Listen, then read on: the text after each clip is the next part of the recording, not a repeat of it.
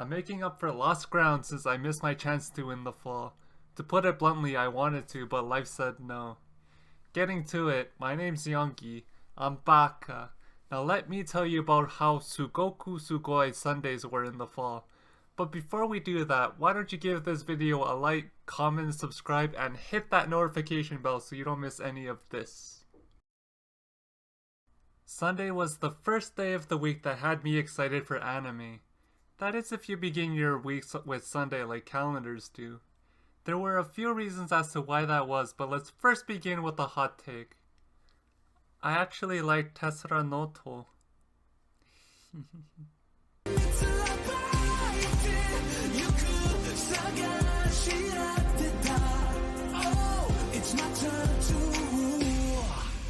What first caught my attention is the name Tessera in Tessera no To. Not because of the giant Goliath of an electric car company in Tesla Motors, but because of the often forgotten and uncredited futurist inventor, Nikola Tesla. Okay, and Elon Musk's company too, but where do you think he got the inspiration for the company's name?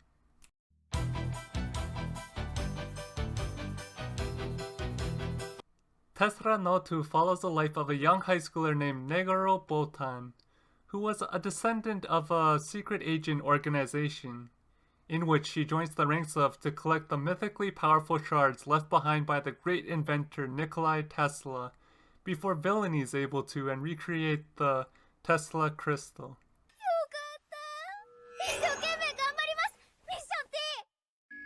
On the field, Botan's partnered up with Kurama, Takamatsu Ryunosuke, and their overseer, Kyohei Himi, the team being an amalgamation of various character archetypes. We have the enthusiastic, the hard-headed, the calculated, and the parent that provides fourth wall breaks? Holding the collective back, the three children often clash, proving just how unsynchronized they are as a team, with a somewhat onlooker of a parent. But facing against the CIA and an evil organization, which are more synergistic in comparison. In the shard race, the odds and ends quartet is forced to come together, which works out more than half the time. As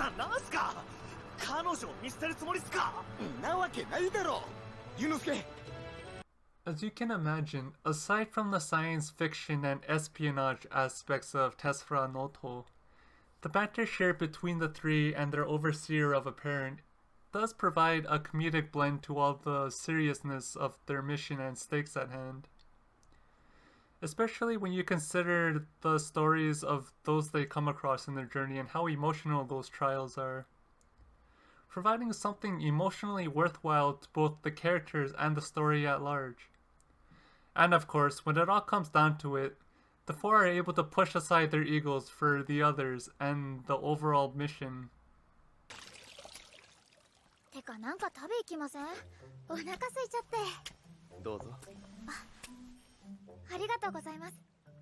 Just like Tesla Note's blend of 2D and 3D animation, it was an odd, sometimes much, and sometimes clashing assortment of emotions that provided for a mishmash of a narrative with twists and turns along the way.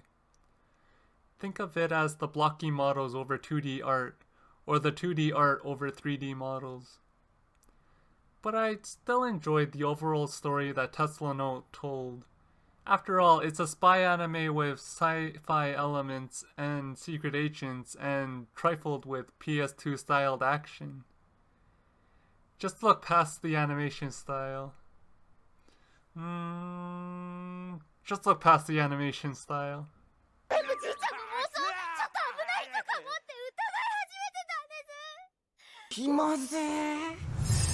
Let's shift gears and talk about a beautifully animated isekai. One of the few that I actually found myself enjoying. Yes, it has an overpowered main character. And yes, he has a harem full of girls who fall in love with him. But balancing out the over-abused cliches is a meaningful hero's journey, with the second season of Mushoku Tensei, Isekai itara honki dasu.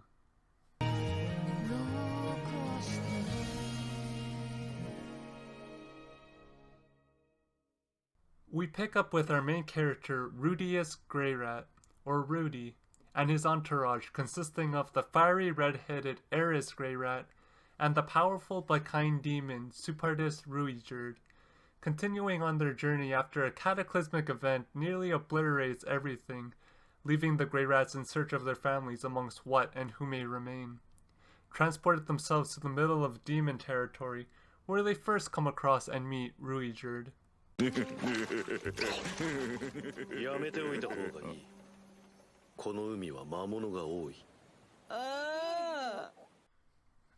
Rudy's journey takes it a step further, a higher switch activated than your typical isekai anime, whereas other isekai protagonists begin to spend their time enjoying their newfound powers and harems.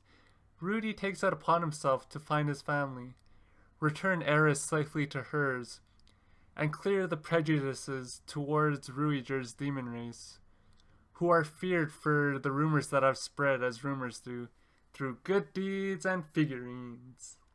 そうですね。しばらく可能性を探ってみましょう。ありがとう。Mushoku Tensei is still an isekai, and while having a good story and meaningful journey, the man trapped inside Rudy's body surfaces to remind us of just how perverted and childish he is, all affecting the decisions he makes. But I'd argue that these facets add to Rudy's character and the overall experience. After all, the English title is Mushoku Tensei, If Reincarnated I Will Try, or something like that. And our boy man child, Rudy Greyrat, tries his damn best. And instead of projecting yourself into the main character's role, you can't help but get swept along the journey and cheer Rudy on. Ganbaremasu! それはつまり裸で泳ぐということか。彼女ももう13歳。最近すっかりお育ち遊ばされて。On a last note, I'd like to remind you that Rudy and Eris share the same Greyrat last name. Although the last name is aristocratic in nature, meaning that it's unknown of the exact degrees of separation and lineage branches, composed of both blood and adoption at play. But the fact that I would include an explanation on the fact is a spoiler to any seasoned anime fan that's in the know. And yes, I did Google for a clarification afterwards, but I found no clear answer. But their hair. If you're familiar with genetics and such, the biological degrees of separation would hint that the answer is yes.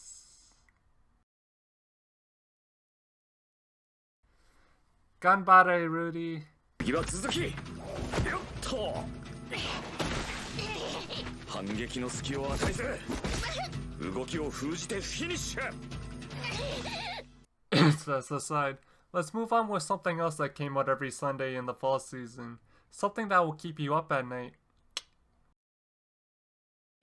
The very wholesome, somewhat freaky deaky, my favorite pick for brand new anime in the fall season, The Haunting, Mieruko-chan.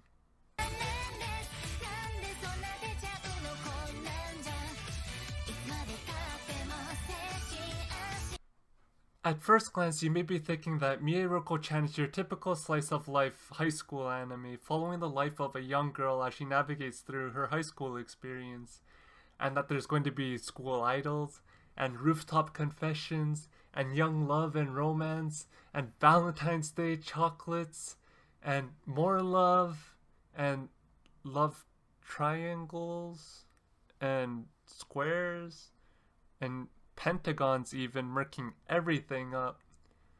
But there's going to be high school festivals, and fireworks, and indirect kisses, and everything else that you seem to find in your typical high school romance anime that Yonggi seems to be obsessed with because he's become such a sad and lonely adult.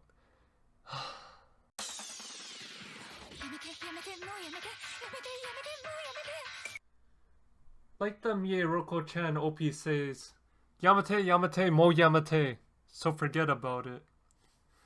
Mieruko-chan does follow the life of a young high school student named Yotsuya Miko, and I giggle to myself every time I see somebody on the webs refer to her as Mieruko, thinking that that's her name. Mieruko roughly translating to seeing child in Japanese. I mean, it says it right there in the kanji of the title.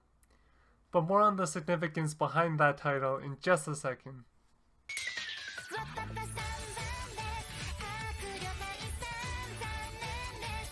Miko's your typical student who can not so typically see ghastly things stalking about, which began without reason, or maybe there is one. TBD. You know that feeling you get when you think that you've seen something out of the corner of your eye, stalking in the shadows? Oh, hi Bow Wow. I'm not a ghost. Okay. Well, that's Miko's life. All the time. Even in broad daylight. And sometimes right in front of her face. For an added bonus, they sometimes speak to her. How fun. To which, Miko assumes that if ignored, even though they may be right in front of her face and speaking to her, they'll go away. Which they do for the most part, but her gal pal best friend Yurikawa Hana often drags Miko to ghost hotspots, and unknowingly to herself is a magnet for ghosts, which sparks an intense appetite that's larger than her...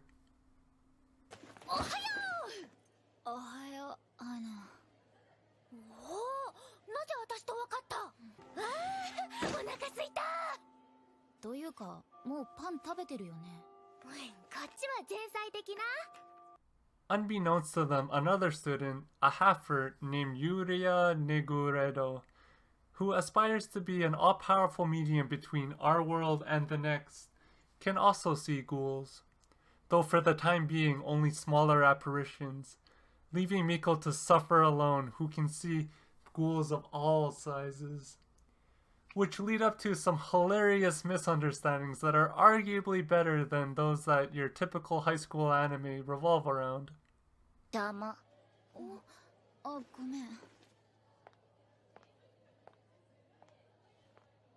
Though they do face communication struggles in the first season like many other high school anime characters do.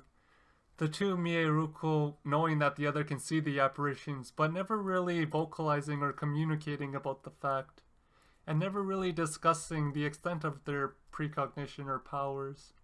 And Hana, who's the most targeted of the three, is left completely oblivious, which is probably for the best, as her appetite consumes her attention, and she already has a lot on her chest. So many puns.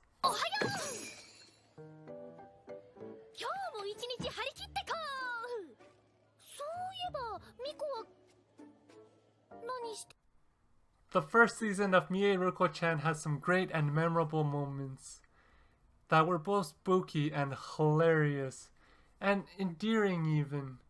Holy cow, did they hit you on so many different levels, but mostly spooky.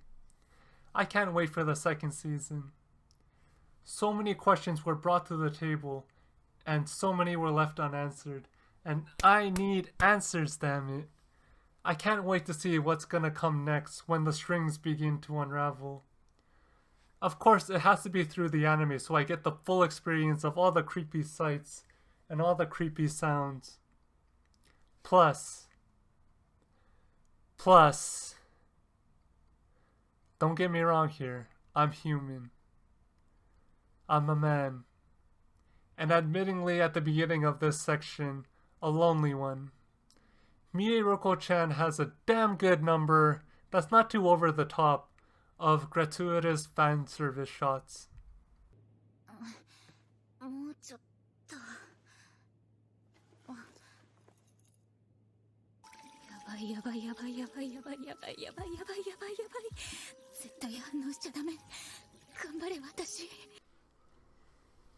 Mieruko-chan wa sugoi desu yo ne. Arigatou gozaimasu. The second season can't come any faster. And speaking of second seasons, the second season of Kimetsu no Yaiba began airing towards the end of the fall, But I think I'll save that for later. Anyway, if you made it this far, thank you so much for watching. It means a lot to me. Until the next time.